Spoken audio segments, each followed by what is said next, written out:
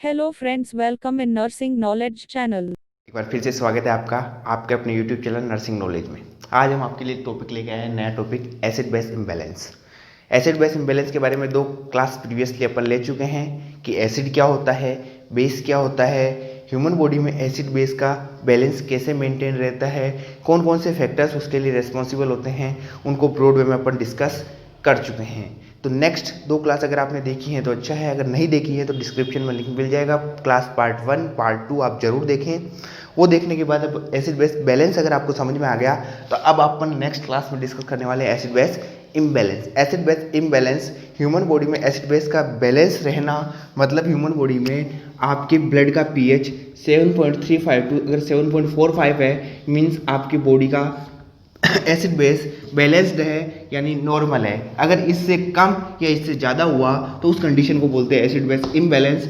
अपन broad way में discuss करेंगे कि एसिड बेस इम्बैलेंस कितने टाइप्स का होता है, कौन कौन से टाइप्स के क्या क्या कोज होते हैं, क्या क्या उसके सिम्टम्स देखने को मिलते हैं और उसको कैसे ब्रॉड वे में मैनेज करते हैं। और लास्ट टॉपिक एक इंपॉर्टेंट टॉपिक जो कॉम्पिटेटिव पॉइंट ऑफ व्यू बहुत इंपॉर्टेंट है, उससे 2 या 3 क्वेश्चन हमेशा आते हैं और वो रटने का बिल्कुल नहीं है। उसमें एक बार में आपको समझ में आ गया तो आ गया, नहीं तो बिल्कुल नहीं आएगा, तो उसको बहुत अच्छे से पढ़ना है आपको।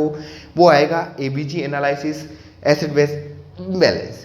एबीजी देख के आप कैसे पता लगा सकते हो कि इसमें एसिड बेस इम्बैलेंस कौन से टाइप्स का है, तो वो भी अपन अच्छे से डिस्कस करेंगे। तो आइए स्टार्ट करते हैं। First of all acid base imbalance पढ़ने से पहले आपको ये देख लें, एक स्केल देख लें कि कैसे 7.35 से कम होगा तो क्या होगा, 7.45 से ज़्यादा होगा तो क्या होगा। तो इस स्केल के थ्रू अगर अपन समझने की कोशिश करें तो देखते हैं। देखो ये हो गया ह्यूमन बॉडी का नॉर्मल पीएच, ये 7.35, ये हो गया 7.45, ये है इसके बीच का मान लेते हैं 7.40। ये क्या है, नॉर्मल है। ये क्या कंडीशन है, नॉर्मल कंडीशन है। ये नॉर्मल कंडीशन है। अगर आपकी बॉडी के ब्लड का पीएच इतना है तो इस कंडीशन में आपको कोई भी एसिड बेस इम्बैलेंस नहीं है। अगर कंडीशन ऐसी आ जाती है कि 7.35 से कम होने लग जाता है बॉडी का पीएच, यानी 7.35 से 6.80 तक आ जाएगा अगर आपकी बॉडी का ब्लड का पीएच, तो उस कंडीशन को अपन को याद था, अपने पहले ही पढ़ा है। अगर ब्लड का पीएच 7 से कम होता है, 7 से कम होता है, 7 से ज़्यादा कम हो, 7.35 से कम होता जा रहा है, अगर कम होता जा रहा है तो उस कंडीशन को क्या नाम दिया था अपन ने, एसिडोसिस नाम दिया था। क्या नाम दिया था, एसिडोसिस। ये ब्लड का नॉर्मल पीएच है, ये 7.35 टू 7.45, इसको क्या नाम दिया था अपन ने, स्लाइटली एल्कलाइन। और अगर 7.45 से ज़्यादा बढ़ता जाएगा तो उस कंडीशन को क्या बोल रहे थे अपन, उसको बोलेंगे अपन एल्केलोसिस। क्या बोलेंगे, अल्कलोसिस। और अगर कंडीशन 7.45 से 7.80 तक होती है तो उसको एल्कलोसिस बोलते हैं। और अगर कंडीशन 7.80 से भी ज़्यादा अगर आपका एसिड बेस इम्बैलेंस हो रहा है, पीएच ज़्यादा बढ़ रहा है, 14 तक जा रहा है, तो उस कंडीशन में लाइफ सर्वाइव नहीं कर पाती है। यानी कि आपके ब्लड का पीएच अगर 7.80 से ज़्यादा है तो रिस्क रहती है कि उस पर्सन की डेथ हो सकती है। और अगर 6.80 से कम है तो उस कंडीशन में भी रिस्क रहती है कि क्या हो सकती है, डेथ हो सकती है। तो जो इस स्केल से समझने की बात है वो ये है कि ब्लड का पीएच अगर 7.35 टू 7.45 है तो वो नॉर्मल कंडीशन है। 7.40 वो नॉर्मल ब्लड का पीएच है। अगर 7.35 से नीचे आया तो एसिडोसिस हो जाएगा, वो 6.80 तक ही होता है। अगर 6.80 से ज़्यादा ब्लड का पीएच कम हो गया तो उस कंडीशन में पर्सन सर्वाइव नहीं कर पाएगा। अगर कंडीशन 7.45 से भी ज़्यादा अगर ब्लड का पीएच बढ़ रहा है तो उस कंडीशन में 7.80 तक पर्सन सर्वाइव कर पाता है और 7.80 से 14 होने तक पेशेंट सर्वाइव नहीं कर पाता। तो ये कंडीशन होती है कि एसिडोसिस और एल्कलोसिस। जो एसिडोसिस होता है वो ह्यूमन बॉडी में 2 टाइप से हो सकता है। एसिडोसिस ह्यूमन बॉडी में 2 टाइप से हो सकता है। वो 2 टाइप क्या क्या है, एसिडोसिस हो सकता है अगर किसी पर्सन के रेस्पिरेटरी कोई प्रॉब्लम हो, अगर किसी पर्सन में रेस्पिरेशन में रिलेटेड कुछ प्रॉब्लम हो और उस कारण उसका ब्लड का पीएच बढ़ रहा हो, पीएच कम हो रहा हो, तो उस कंडीशन को बोलते हैं रेस्पिरेटरी एसिडोसिस। क्या बोलते हैं, रेस्पिरेटरी एसिडोसिस। अगर किसी कारण से ब्लड का पीएच कम हो रहा हो, उसका रीज़न मेटाबॉलिक हो, मेटाबॉलिक प्रोसेस के कारण अगर ब्लड का पीएच यानी मेटाबॉलिज्म हो रहा हो आपकी ह्यूमन बॉडी में और मेटाबॉलिज्म होकर ब्लड का पीएच 7.35 से नीचे जा रहा हो तो उसको बोलते हैं मेटाबॉलिक एसिडोसिस। क्या बोलते हैं, metabolic acidosis. Same as it is इधर भी वही कंडीशन है। अगर आपकी बॉडी का ब्लड का पीएच रेस्पिरेशन कंडीशन के कारण ज़्यादा हो रहा हो तो उसको बोलते हैं रेस्पिरेटरी एल्कालोसिस। क्या बोलते हैं, रेस्पिरेटरी एल्केलोसिस। और अगर ब्लड का पीएच मेटाबॉलिक प्रोसेस के कारण ज़्यादा हो रहा हो तो उस कंडीशन को बोलते हैं मेटाबॉलिक एल्केलोसिस। क्या बोलते हैं? Metabolic alkalosis. तो ये 4 कंडीशन आ गई है, ये चारों आपके एसिड बेस इम्बैलेंस के ह्यूमन बॉडी में टाइप्स हैं। क्या है? एसिडोसिस। अगर एसिडोसिस रेस्पिरेटरी रीजन्स के कारण हो रहा हो, यानी कि रेस्पिरेटरी रीजन के कारण ब्लड का पीएच 7.35 से कम हो रहा हो तो उसको रेस्पिरेटरी एसिडोसिस बोलेंगे। और अगर मेटाबॉलिज्म में के कारण हो रहा हो तो मेटाबॉलिक एसिडोसिस बोलेंगे। और सेम एज इट इज अगर रेस्पिरेटरी का रीजन से ब्लड का पीएच बढ़ रहा हो तो उसको रेस्पिरेटरी एल्कोलोसिस बोलेंगे। और अगर मेटाबॉलिक प्रोसेस के कारण ब्लड का पीएच बढ़ रहा हो तो उसके को मेटाबॉलिक एल्कोलोसिस बोलेंगे। तो ये चारों टॉपिक अपन ब्रॉड वे में डिस्कस करने वाले हैं। आज का अपना टॉपिक है acid base imbalance. Acid base imbalance के ये चारों टाइप्स अपने सामने आ चुके हैं। तो आइए डिस्कस करना स्टार्ट करते हैं। First of all respiratory acidosis. अपन ऐसे पढ़ेंगे, पहले रेस्पिरेटरी एसिडोसिस का रेस्पिरेटरी एसिडोसिस, फिर रेस्पिरेटरी एल्कोलोसिस, फिर पढ़ेंगे मेटाबॉलिक एसिडोसिस, फिर पढ़ेंगे मेटाबॉलिक एल्कोलोसिस। तो स्टार्ट करते हैं। First of all upon respiratory acidosis क्या पढ़ने वाले हैं? Respiratory acidosis. फर्स्ट पॉइंट है अपना respiratory acidosis. Respiratory acidosis. Respiratory acidosis में अपन पढ़ेंगे कि रेस्पिरेटरी एसिडोसिस होता क्या है। फर्स्ट ऑफ ऑल डेफिनेशन, उसके बाद इसके कोज क्या है, उसके बाद डिस्कस करेंगे रेस्पिरेटरी एसिडोसिस के क्लिनिकल मैनिफेस्टेशंस क्या क्या होते हैं। फिर अगर नेक्स्ट डिस्कस करेंगे कि रेस्पिरेटरी एसिडोसिस को मैनेज कैसे किया जाता है। तो first of all respiratory acidosis होता क्या है? Point 5 acidosis. एसिडोसिस कंडीशन क्या है? अगर ब्लड का पीएच 7.35 से कम हो जाए, और 7.35 से कम हो जाए उसका मतलब रीजन क्या बोल सकते हो आप? ब्लड का पीएच 7.35 से कम कैसे हो सकता है? अगर आपकी बॉडी में, ह्यूमन बॉडी में क्या बढ़ जाए? H+ ion. एसिड का मतलब ही क्या था?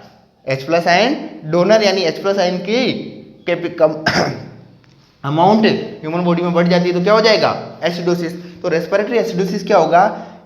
Increase the level of H+ ion due to increase the level of increase H+ ion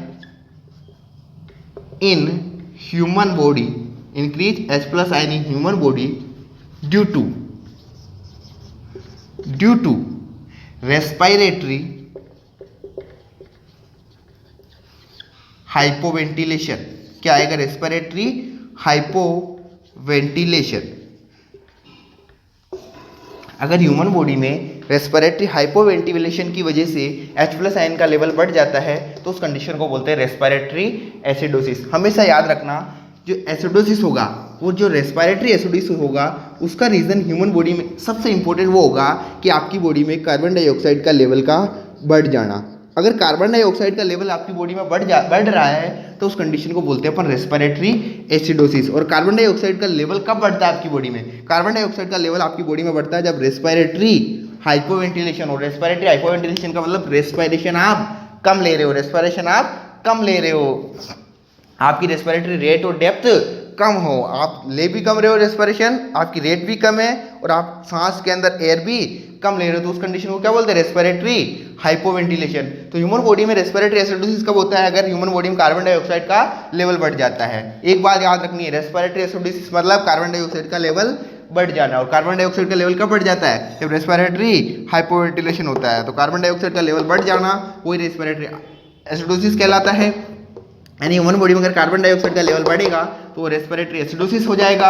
और कार्बन डाइऑक्साइड का लेवल कब बढ़ता है? जब रेस्पिरेटरी हाइपोवेंटिलेशन होता है। तो ये हो गया रेस्पिरेटरी एसिडोसिस। रेस्पिरेटरी एसिडोसिस क्या होता है? Increase the level of hydrogen ion in human body due to respiratory hypoventilation is called respiratory acidosis. और वो कब होता है? रेस्पिरेटरी हाइपोवेंटिलेशन से क्या होता है? रेस्पिरेटरी हाइपोवेंटिलेशन से क्या होता है? कार्बन डाइऑक्साइड का लेवल बढ़ जाता है। और जब जब ह्यूमन बॉडी में कार्बन डाइऑक्साइड का लेवल बढ़ेगा तो उस कंडीशन में रेस्पिरेटरी एसिडोसिस होने की रिस्क होगी ही होगी।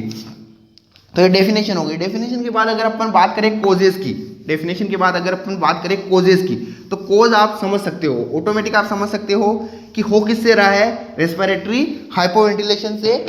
और रेस्पिरेटरी हाइपोवेंटिलेशन से क्या हो रहा था? कार्बन डाइऑक्साइड का लेवल बढ़ रहा था। तो ऐसी बीमारी आपके दिमाग में क्लिक करनी चाहिए कि जिसमें रेस्पिरेटरी हाइपोवेंटिलेशन हो, यानी आप सांस अच्छे से नहीं ले पाए। अगर सांस में एयरवे में कोई प्रॉब्लम हो रही है तो उस कंडीशन में क्या हो सकता है? आपको रेस्पिरेटरी एसिडोसिस हो सकता है। तो याद करो कौन कौन सी कंडीशन में रेस्पिरेटरी प्रॉब्लम होती है।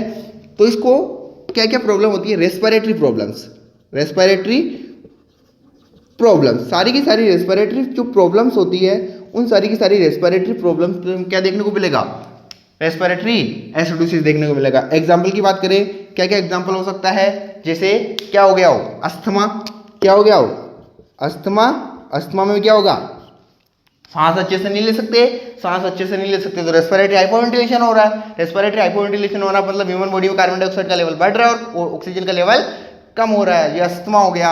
अस्थमा के अलावा सीओपीडी हो गया, सीओपीडी के अलावा ब्रोंकाइटिस हो गया, क्या हो गया, ब्रोंकाइटिस हो गया।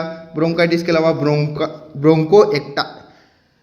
ब्रोंकोएक्टासिस हो गया, ब्रोंकोएक्टासिस हो गया। सारी डिजीज अपन ब्रॉडवे में डिस्कस करेंगे जब रेस्पिरेटरी सिस्टम डिस्कस करेंगे। अभी तो आपको नाम याद रखना कि इन बीमारी में रेस्पिरेटरी हाइपोवेंटिलेशन होता है यानी कार्बन डाइऑक्साइड का लेवल बढ़ता है और उस कंडीशन को अपन रेस्पिरेटरी एसिडोसिस बोलते हैं। इसके अलावा न्यूमोनिया हो सकता है, क्या हो सकता है, न्यूमोनिया हो सकता है। इसके अलावा पल्मोनरी ईडिमा हो सकता है। इसके अलावा पल्मोनरी एम्बोलिज्म हो सकता है। और कौन सी बीमारी है, अस्थमा हो गया, सीओपीडी हो गया, ब्रोंकाइटिस हो गया, ब्रोंकोएक्टासिस हो गया, न्यूमोनिया हो गया, पल्मोनरी एडियमा हो गया, पल्मोनरी एम्बोलिज्म हो गया। ये सारी की सारी रेस्पिरेटरी जो डिजीज है, इस सारी की सारी रेस्पिरेटरी प्रॉब्लम्स में क्या देखने को मिलेगा, रेस्पिरेटरी हाइपोवेंटिलेशन देखने को मिलेगा। इनमें क्या होगा, रेस्पिरेटरी हाइपोवेंटिलेशन। हाइपोवेंटिलेशन का मतलब क्या समझ रहे हो, हाइपोवेंटिलेशन का मतलब आप सांस बराबर नहीं ले पाओगे, सांस की रेट और डेप्थ कम होएगी, आप सांस बराबर नहीं लोगे। रेस्पिरेटरी हाइपोवेंटिलेशन से क्या होता है, रेस्पिरेटरी हाइपोवेंटिलेशन अगर होगा तो उस कंडीशन में कार्बन डाइऑक्साइड का लेवल आपकी बॉडी में बढ़ जाएगा और ऑक्सीजन का लेवल आपकी बॉडी में कम हो जाएगा। तो इन सारी कंडीशन में ये रिस्क देखने को मिलेगी। इसके अलावा ये तो डायरेक्ट रेस्पिरेटरी प्रॉब्लम हो गई, ये क्या हो गई, डायरेक्ट रेस्पिरेटरी प्रॉब्लम हो गई, यानी कि रेस्पिरेटरी सिस्टम से ये प्रॉब्लम हुई और उस रेस्पिरेटरी सिस्टम में हाइपोवेंटिलेशन कर दिया। बहुत सारी ऐसी कंडीशंस भी होती है जो डायरेक्टली रेस्पिरेटरी सिस्टम से रिलेटेड नहीं है, लेकिन वो अगर वो प्रॉब्लम हुई तो वो रेस्पिरेटरी सिस्टम में हाइपोवेंटिलेशन की रिस्क कोज कर सकती है। तो वो कौन सी कंडीशन होती है, वो होती है ब्रेन ट्रोमा। ब्रेन ट्रोमा अगर नर्वस सिस्टम पढ़ा होगा आपने, और नर्वस सिस्टम जब पढ़ाऊंगा मैं तब बताऊंगा कि जो ह्यूमन बॉडी का ब्रेन है वो सब कुछ कंट्रोल करता है। वहाँ पे कार्डियक सेंटर भी होता है, वहाँ पे रेस्पिरेटरी सेंटर भी होता है, वहाँ पे हंगर सेंटर भी होता है, वहाँ पे सारे के सारे सांस जो भी होता है ह्यूमन बॉडी में इस ब्रेन में होते हैं। सारे के सारे सेंटर ह्यूमन बॉडी में इस ब्रेन में होते हैं। ये ब्रेन ही कंट्रोल करता है आपका रेस्पिरेशन, कार्डियक का हार्ट रेट, कार्डियक आउटपुट, सब कुछ कौन कंट्रोल करता है, ये ब्रेन कंट्रोल करता है। तो अगर आपके ब्रेन में कोई ट्रॉमा हो गया, तो उस कंडीशन में रेस्पिरेटरी सेंटर अगर डैमेज हो जाएगा, तो उस कंडीशन में रिस्क रहती है, क्या हो जाएगा आपको, रेस्पिरेटरी हाइपोवेंटिलेशन। आपका ब्रेन सिग्नल ही नहीं भेज रहा है कि सांस लेनी या नहीं लेनी है। अगर सांस लेनी है तो हाइपोवेंटिलेशन हो जाएगा और हाइपोवेंटिलेशन से कार्बन डाइऑक्साइड का लेवल बढ़ जाएगा और ऑक्सीजन का लेवल कम हो जाएगा। ये तो हो गया ब्रेन में ट्रॉमा हो गया हो। इसके अलावा आपने अगर CNS डिप्रेजेंट यूज करी हो, क्या यूज करी हो, CNS डिप्रेजेंट, यानी अगर कोई ऐसी दवाई यूज करी हो जो आपके सेंट्रल नर्वस सिस्टम यानी ब्रेन को क्या कर दे, डिप्रेस कर दे, ब्रेन को काम ही नहीं करने दे। अगर ब्रेन को काम नहीं करने देंगे तो रेस्पिरेटरी सेंटर काम नहीं करेगा, और रेस्पिरेटरी सेंटर काम नहीं करेगा तो क्या हो जाएगा, रेस्पिरेटरी हाइपोवेंटिलेशन हो जाएगा। रेस्पिरेटरी हाइपोवेंटिलेशन हो जाएगा तो कार्बन डाइऑक्साइड का लेवल बढ़ जाएगा और ऑक्सीजन का लेवल कम हो जाएगा। तो CNS डिप्रेजेंट हो सकती है कि नार्कोटिक हो। वो CNS डिप्रेजेंट के एग्जाम्पल क्या हो सकते हैं, नार्कोटिक्स हो सकती है, सिडेटिव हो सकती है, इसके अलावा एनाल्जेसिक हो सकती है। ये सारी की सारी क्या है, ये सारी की सारी CNS डिप्रेजेंट है। तो रेस्पिरेटरी एसिडोसिस क्या होता है, increase the level of H+N due to alveolar hypoventilation. और रेस्पिरेटरी हाइपोवेंटिलेशन, अगर रेस्पिरेटरी हाइपोवेंटिलेशन है, कार्बन डाइऑक्साइड का लेवल बढ़ गया तो उस कंडीशन को रेस्पिरेटरी एसिडोसिस कहते हैं। और रेस्पिरेटरी एसिडोसिस की कॉज क्या होते हैं, रेस्पिरेटरी प्रॉब्लम्स हो सकती है, ब्रेन ट्रॉमा हो सकता है और CNS डिप्रेजेंट हो सकता है। ये सारी आपको चीजें याद रखनी है। याद रखने में दिमाग में एक ही चीज आनी चाहिए कि रेस्पिरेटरी एसिडोसिस मतलब कार्बन डाइऑक्साइड का लेवल बढ़ जाना। जो सारी कंडीशन है जिसमें अगर कार्बन डाइऑक्साइड का लेवल बढ़ रहा है तो वो सारी की सारी कंडीशन क्या कोज करेगी, रेस्पिरेटरी एसिडोसिस कोज करेगी। आपको इतनी चीज रटनी नहीं है। रेस्पिरेटरी प्रॉब्लम्स दिमाग में, अगर रेस्पिरेटरी प्रॉब्लम्स कोई भी क्लिक हो रही है, रेस्पिरेटरी एसिडोसिस, ब्रोन ट्रोमा यानी कि रेस्पिरेटरी हाइपोवेंटिलेशन करेगा तो respiratory acidosis, CNS represent hypoventilation करेगा तो रेस्पिरेटरी एसिडोसिस। ये आपके दिमाग में आनी चाहिए। रेस्पिरेटरी प्रॉब्लम, ब्रेन ट्रोमा और CNS डिप्रेजेंट, ये तीनों चीजें आपको याद रखनी है। और याद रखने का आपका फॉर्मूला बन रहा है एक आर माने तो रेस्पिरेटरी प्रॉब्लम, बी माने तो ब्रेन ट्रोमा, सी माने तो सीएनएस डिप्रेजेंट, यानी रेस्पिरेटरी एसिडोसिस कॉज करता है आरबीसी। आर माने तो रेस्पिरेटरी प्रॉब्लम, बी माने तो ब्रेन ट्रोमा, सी माने तो सीएनएस डिप्रेजेंट। ये तीनों क्या कोज करती है? रेस्पिरेटरी एसिडोसिस कोज करती है। तो आरबीसी आपको याद रखनी है। फर्स्ट ऑफ ऑल हो गया, डेफिनेशन हो गई, डेफिनेशन के बाद कोजेज हो गए, डेफिनेशन और कोजेज के बाद आगे बढ़ते हैं अपन। डेफिनेशन हो गई, कोज हो गए, डेफिनेशन कोज के बाद नेक्स्ट जो सिस्टम जो चीज़ है वो है क्लिनिकल मैनिफेस्टेशन। रटना नहीं है आपको, दिमाग में आइडिया क्लिक होना चाहिए। अब नेक्स्ट क्या देख रहे हैं अपन? Clinical manifestation. क्या क्या क्लिनिकल मैनिफेस्टेशन देखने को मिलेंगे रेस्पिरेटरी एसिडोसिस की कंडीशन में? तो रेस्पिरेटरी एसिडोसिस की कंडीशन में जो क्लिनिकल मैनिफेस्टेशन देखने को मिलेंगे, फर्स्ट तो आपको दिमाग में वैसे ही आ गया होगा, हाइपोवेंटिलेशन देखने को मिलेगा। क्या देखने को मिलेगा? हाइपोवेंटिलेशन। हाइपोवेंटिलेशन माने तो रेस्पिरेटरी रेट और डेप्थ दोनों कम देखने को मिलेगी। हाइपोवेंटिलेशन के अलावा और क्या देखने को मिलेगा? यानी कि एसिडोसिस है तो एसिडोसिस में एक चीज़ बताई थी मैंने, अगर आपने एसिड बेस इम्बैलेंस पार्ट 2 देखी हो तो पार्ट 2 देखा होगा। अगर कोई भी कंडीशन ऐसी हो जिसमें एसिडोसिस हो रहा हो तो उस कंडीशन में एक इलेक्ट्रोलाइट इम्बैलेंस देखने को मिलेगा। वो इलेक्ट्रोलाइट इम्बैलेंस है हाइपरकैलेमिया। क्या है? हाइपरकैलेमिया। इसके अलावा इस कंडीशन में अगर एसिडोसिस हो रहा है, कार्बन डाइऑक्साइड का लेवल बढ़ा हुआ है तो देखने को मिलेगा ड्राउजीनेस। क्या देखने को मिलेगा? ड्राउजीनेस। इसके अलावा क्या देखने को मिलेगा? Drowsiness, headache, drowsiness, headache, coma, confusion. ये सारे सिम्टम क्यों देखने को मिलेंगे? कार्बन डाइऑक्साइड के लेवल बढ़ जाने के कारण ये सारे सिम्टम देखने को मिलेंगे। क्या? Drowsiness, dizziness, drowsiness, dizziness, headache, coma, confusion, seizure. इसके अलावा वेंट्रिकुलर फिब्रिलेशन भी हो सकता है अगर ज़्यादा कंडीशन वर्स्ट हो रही हो तो। ये सारे के सारे सिम्टम्स देखने को मिलेंगे कहाँ पर? रेस्पिरेटरी एसिडोसिस में। Hypoventilation, hyperkalemia, drowsiness, dizziness, headache, coma, confusion, seizure और वेंट्रिकुलर फिब्रिलेशन। ये सारे सिम्टम कहाँ पे देखने को मिलेंगे? रेस्पिरेटरी एसिडोसिस की कंडीशन में देखने को मिलेंगे। तो डेफिनेशन हो गई, कोजेज हो गए, क्लिनिकल मैनिफेस्टेशन हो गए। क्लिनिकल मैनिफेस्टेशन इतने याद रखने की कोई जरूरत नहीं है, इतने ज़्यादा पूछे नहीं जाते। Exam competitive point of view से ये याद रखना कि रेस्पिरेटरी एसिडोसिस होता है क्या है। कार्बन डाइऑक्साइड का लेवल अगर बढ़ जाए तो रेस्पिरेटरी एसिडोसिस हो सकता है और उसके कोजेज क्या है। तो वो सारी डिजीज कंडीशन आपके दिमाग में क्लिक करनी चाहिए जब भी रेस्पिरेटरी एसिडोसिस की कंडीशन आए। तो डेफिनेशन हो गई, कोजेज हो गए, क्लिनिकल मैनिफेस्टेशन हो गए। इसके बाद नेक्स्ट जो पार्ट डिस्कस करने वाले हैं वो है मैनेजमेंट। क्या डिस्कस करने वाले हैं? मैनेजमेंट की। अगर किसी को रेस्पिरेटरी एसिडोसिस हुआ तो उसको मैनेज कैसे करेंगे? कैसे मैनेज करोगे? अगर किसी को रेस्पिरेटरी एसिडोसिस हुआ तो कोई दवाई है रेस्पिरेटरी एसिडोसिस की? कुछ नहीं है। रेस्पिरेटरी एसिडोसिस कुछ हुआ है किसी को तो जो उसको प्रॉब्लम है उसको ट्रीट करो। जो प्रॉब्लम है उसको ट्रीट करो। उस प्रॉब्लम को ट्रीट करने से पहले आप सिम्टोमेटिक ट्रीटमेंट दे सकते हो कि अगर किसी पर्सन में रेस्पिरेटरी एसिडोसिस हुआ तो कोज क्या था? कार्बन डाइऑक्साइड का लेवल बढ़ जाना एक कोज, और दूसरा कोज था ऑक्सीजन के लेवल का कम हो जाना। यही तो कोज थे किसके? रेस्पिरेटरी एसिडोसिस होने के। कार्बन डाइऑक्साइड बढ़ा तभी तो क्या हुआ? रेस्पिरेटरी एसिडोसिस हुआ। तो उसको मैनेज करने के लिए क्या कर सकते हो आप? ऑक्सीजन थेरेपी दे सकते हो। क्या दे सकते हो? ऑक्सीजन थेरेपी दे सकते हो। इसके अलावा और क्या कर सकते हो? आप सेमीफाउलस पोजीशन दे सकते हो जिससे कि आराम से सांस ले सके। इसके अलावा आप हाइड्रेशन थेरेपी दे सकते हो उसको, जिससे कि उसका हाइड्रेशन मेंटेन रहे। इसके अलावा क्या कर सकते हो आप? डीप ब्रीथिंग और कफिंग एक्सरसाइज के लिए बोल सकते हो। Deep breathing and coughing exercise के लिए बोल सकते हो। इसके अलावा और क्या बोल सकते हो आप? इसके अलावा आप बोल सकते हो ऑक्सीजन थेरेपी, सेमीफाउलर पोजीशन, हाइड्रेशन अच्छे से रखे, डीप ब्रीथिंग और कफिंग एक्सरसाइज रखे, और नीड हो तो सक्शन करें, और लास्ट अगर ज़्यादा कंडीशन ख़राब हो गई हो तो आप इंट्यूबेशन कर सकते हो और मैकेनिकल वेंटिलेटर भी ऐड करना पड़ सकता है। इंट्यूबेशन और मैकेनिकल वेंटिलेटर तक भी रिस्क जा सकती है। तो ऐसे इस कंडीशन को आप मैनेज कर सकते हो, लेकिन ओवरऑल मैनेजमेंट तभी होगा जब इसका कोज ट्रीट हो जाएगा। यानी अगर आपने कोज ये है कि ब्रेन ट्रोमा हो गया तो ब्रेन ट्रोमा को ट्रीट करो, न्यूमोनिया हो गया तो न्यूमोनिया को ट्रीट करो। पहले ये सिचुएशन मैनेज करके रेस्पिरेटरी एसिडोसिस को मैनेज करो, और वापस ना हो जाए इसके लिए उस सिचुएशन को ट्रीट करो। तो ये हो गया इसके मैनेजमेंट हो गया।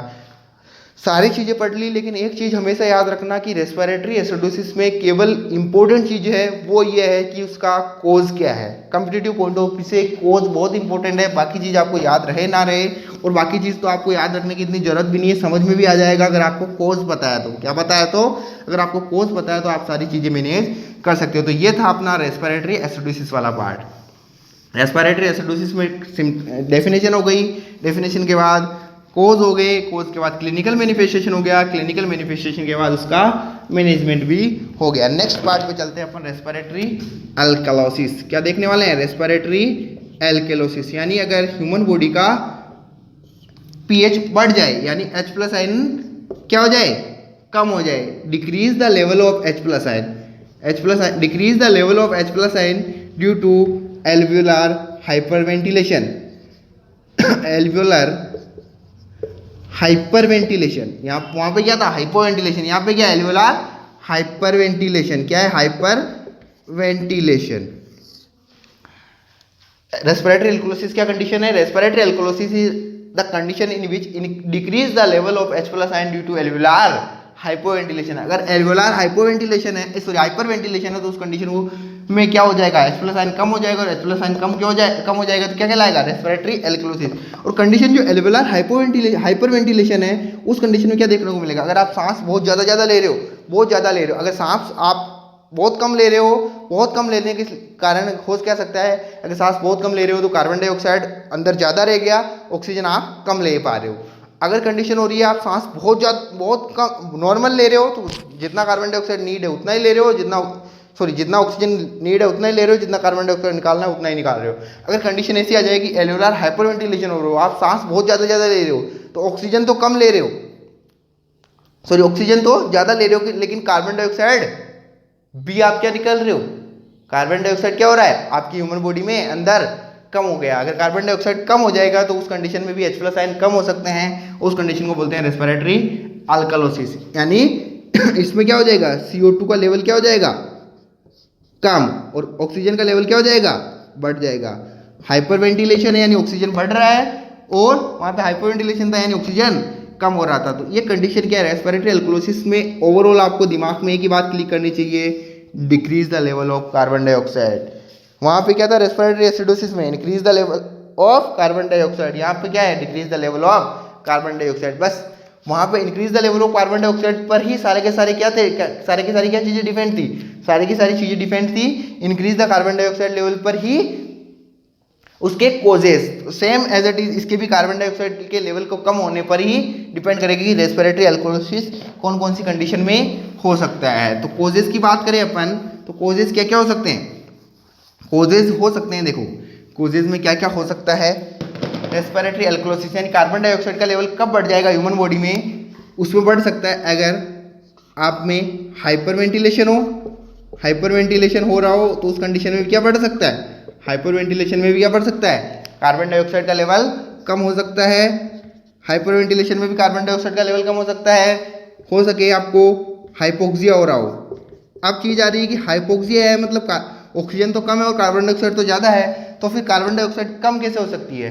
तो जो ह्यूमन बॉडी में एक नेचर होता है कि जब भी आपकी बॉडी में ऑक्सीजन का लेवल कम होता है, जब भी आपकी बॉडी में ऑक्सीजन का लेवल कम होता है, तो वो ब्रेन में एक स्टिमुलेंट की तरह काम करता है, और उस कंडीशन में आपकी बॉडी में करवा दिया जाता है हाइपरवेंटिलेशन। जब भी आपके टिश्यूज़ में आपकी बॉडी में ऑक्सीजन की कमी होगी, तो उस कंडीशन में एक स्टिमुलेशन काम करता है, और स्टिमुलेशन क्या करवा देता है? हाइपरवेंटिलेशन करवा देगा। और जो हाइपरवेंटिलेशन होगा उससे क्या हो जाएगा? कार्बन डाइऑक्साइड कम हो जाएगी बॉडी में और ऑक्सीजन का अमाउंट बढ़ जाएगा। इसके अलावा एक साइकेट्रिक प्रॉब्लम होती है हिस्टीरिया। क्या होती है? हिस्टीरिया में भी हो सकता है क्या हो जाएगा? रेस्पिरेटरी अल्कलोसिस हो जाएगा। हिस्टीरिया में रेस्पिरेटरी अल्कलोसिस का क्या कारण है कि हिस्टीरिया ऐसी कंडीशन होती है उसमें भी क्या होता है? हाइपरवेंटिलेशन होता है। और हाइपरवेंटिलेशन क्या कर सकता है? कार्बन डाइऑक्साइड का लेवल को बढ़ा सकता है। इसके अलावा over ventilation by mechanical ventilator, over ventilation by mechanical ventilator, अगर किसी को मैकेनिकल वेंटिलेटर लगा हुआ हो तो उस कंडीशन में भी आप ज़्यादा ऑक्सीजन दे दोगे और कार्बन डाइऑक्साइड का लेवल कम कर सकते हो। उसमें भी क्या होगा? हाइपरवेंटिलेशन होगा। ओवरऑल कोज क्या हो रहे हैं? हाइपरवेंटिलेशन हो रहे हैं। वहाँ पे कोज क्या था? हाइपोवेंटिलेशन था। इसके अलावा अगर किसी को पेन हो, क्या हो? पेन हो रहा हो, दर्द हो रहा हो, तो उस कंडीशन में दर्द में भी अपन क्या होता है? दर्द में अपन जो तेज तेज सांस लेते हैं तो उस कंडीशन में भी तेज सांस ले रहे हो मतलब हाइपर वेंटिलेशन हो रहा है, हाइपर वेंटिलेशन में कार्बन डाइऑक्साइड का लेवल कम हो जाएगा। इसके अलावा साइकोलॉजिकल ट्रोमा, साइकोलॉजिकल या इमोशनल ट्रोमा, अगर साइकोलॉजिकल या इमोशनल ट्रोमा हुआ है तो उस कंडीशन में भी मान देखो जैसे कि दिमाग में कुछ प्रेशर आ रहा हो, आपको पता चले कि आपका कुछ लव्ड वन की डेथ हो गई हो या आपकी कुछ जो इम्पोर्टेंट सामग्री है उसकी डिस्ट्रक्शन हो गया, तो उस कंडीशन में भी आपका दिमाग बहुत ज़्यादा काम करता है। आप में एक ट्रॉमा सीरीज कहा जाती है, आप सांस तेज तेज लेते हो, उस कंडीशन में भी क्या हो सकता है, रेस्पिरेटरी हाइपर वेंटिलेशन हो सकता है। रेस्पिरेटरी हाइपर वेंटिलेशन होगा तो क्या हो जाएगा, कार्बन डाइऑक्साइड का लेवल कम हो जाएगा। कार्बन डाइऑक्साइड का लेवल कम होते क्या हो जाएगा, रेस्पिरेटरी एल्कोलिसिस हो सकता है। नेक्स्ट साइकोलॉजिकल इमोशनल ट्रॉमा हो गया। साइकोलॉजिकल और इमोशनल ट्रॉमा के बाद बात करें अपन तो नेक्स्ट इसके अलावा क्या हो सकता है, पेन हो गया, साइकोलॉजिकल एंड इमोशनल ट्रॉमा हो गया। इसके अलावा फीवर, अगर किसी पर्सन को फीवर यानी बुखार हो तो उस कंडीशन में भी हाइपर वेंटिलेशन देखने को मिलता है, और हाइपर वेंटिलेशन होगा तो कार्बन डाइऑक्साइड का लेवल कम हो जाएगा, और कार्बन डाइऑक्साइड का लेवल कम हो जाएगा क्या हो जाएगा, रेस्पिरेटरी एल्कोलिसिस होने की रिस्क होती है। तो ये सारी कंडीशन क्या हो जाएगी, ये सारी कंडीशन क्या है, ये सारी कंडीशन हाइपर वेंटिलेशन कोज करती है, और हाइपर वेंटिलेशन से क्या हो जाएगा, कार्बन डाइऑक्साइड का लेवल कम हो जाएगा, कार्बन डाइऑक्साइड का लेवल कम हो जाएगा तो क्या हो जाएगा, रेस्पिरेटरी एल्कोलिसिस हो सकता है। तो ये बात हो गई, डेफिनेशन हो गई रेस्पिरेटरी एल्कोलिसिस की। डेफिनेशन के बाद इसके कोजेज हो गए, डेफिनेशन और कोज के बाद नेक्स्ट आगे चलते हैं अपन, इसकी क्लिनिकल मैनिफेस्टेशन क्या देखने को मिलेंगे, क्या देखने को मिलेगा, क्लिनिकल मैनिफेस्टेशन। क्लिनिकल मैनिफेस्टेशन क्या क्या क्लिनिकल मैनिफेस्टेशन देखने को मिलेंगे, तो फर्स्ट वन तो आपको पता ही होगा क्या देखने को मिलेगा, हाइपर वेंटिलेशन देखने को मिलेगा। क्या देखने को मिलेगा, हाइपर वेंटिलेशन, यानी सांस बहुत तेज ले रहा होगा, जो अपने कोजेस में भी देखा था। हाइपर वेंटिलेशन के अलावा और क्या देखने को मिलेगा, एल्कोलिसिस है, तो एल्कोलिसिस में कौन सा पोटेशियम का इलेक्ट्रोलाइट का इम्बैलेंस देखने को मिलेगा, हाइपोकेलेमिया। क्या देखने को मिलेगा, हाइपोकेलेमिया। और जब भी किसी कंडीशन में एल्कोलिसिस में हाइपोकेलेमिया होता है तो एक और एक और इलेक्ट्रोलाइट इम्बैलेंस देखने को मिलता है, दैट इज हाइपोकैल्सेमिया। क्या देखने को मिलता है, हाइपोकैल्सेमिया देखने को मिलता है। और किसी कंडीशन में अगर हाइपोकैल्सेमिया होता है तो ह्यूमन बॉडी में जो मसल्स है उसमें कुछ फीचर्स देखने को मिलते हैं, उसमें नम्बनेस देखने को मिलती है। क्या देखने को मिलता है, नमनेस, टिंगलिंग, ये सारे आप अपन पढ़ेंगे, इलेक्ट्रोलाइट इम्बैलेंस पढ़ेंगे। हाइपोकैल्सेमिया उसके सिम्टम में क्या है, numbness, tingling, confusion, convulsion, seizure, headache, nausea, vomiting, ये सारे फीचर्स कहाँ देखने को मिलेंगे, ये सारे फीचर्स देखने को मिलेंगे रेस्पिरेटरी एल्कोलिसिस होगा। जाहिर सी बात है, जितना सिम्टम्स रेस्पिरेटरी एसिडोसिस में होंगे वैसे के वैसे अप्रोक्स सिम्टम मेटाबॉलिक एसिडोसिस में भी देखने को मिलेंगे। जितने सिम्टम रेस्पिरेटरी एल्कोलिसिस में होंगे वैसे के वैसे सिम्टम ही कहाँ देखने को मिलेंगे, मेटाबॉलिक एल्कोलिसिस में देखने को मिलेंगे। तो ये सारे सिम्टम कहाँ देखने को मिलेंगे, रेस्पिरेटरी एल्कोलिसिस में। Hyper ventilation, hypokalemia, hypocalcemia, numbness, tingling, confusion, convulsion, seizure, headache, nausea, vomiting.